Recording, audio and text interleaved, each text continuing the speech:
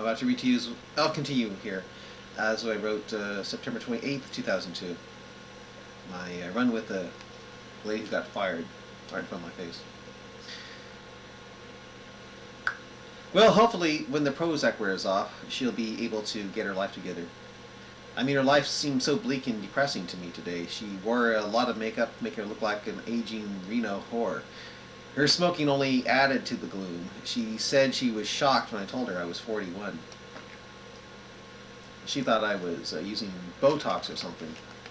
Anyway, I'm going to pray for this lady. She said her name was Pam. Over and out, Broussard. September 28th, 2002, Saturday night. Although he doesn't realize it, I put my childhood friend Eddie Clary in an experiment to see how he'd respond to finding a golden packet on the ground that had just hit and rolled off his roof. How he responds might give me a good feel for what it would be like to receive a golden packet on one's roof. In the process, this might make a good story of an opportunity.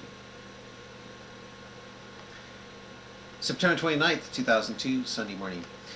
It's now been exactly 1 month since the last packet of messages from the Age of Earth was put out on the side of the coastal highway, and of course, nothing.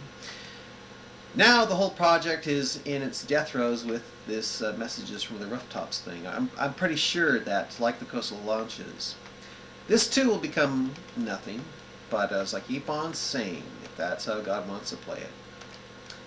Anyway, I think it's interesting that some creepy, scary-looking movie is coming out next month about a creepy videotape that results in death if you see it 7 days earlier. I mean, there really is a creep factor with this whole messages thing as it deals with the videotape, and then there's this creepy movie about videotape coming out. I mean, there is definitely a sinister element to the death throes of messages. A definite element of foreboding that follows a bump in the night. Of course, though, if what I have is true, man, well, if people think a golden packet landing on the rooftop is too scary to handle, how is missing the rapture and going through the tribulation going to make them feel?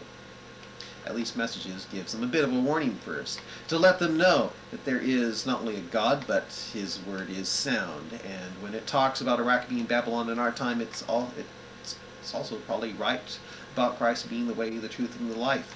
So, when they accept His work on the cross, then the only fear they experienced was something landing on the rooftop in the night. Well, we'll see about this. I find it interesting that uranium was caught being smuggled so close to the Iraqi border. Either this was a setup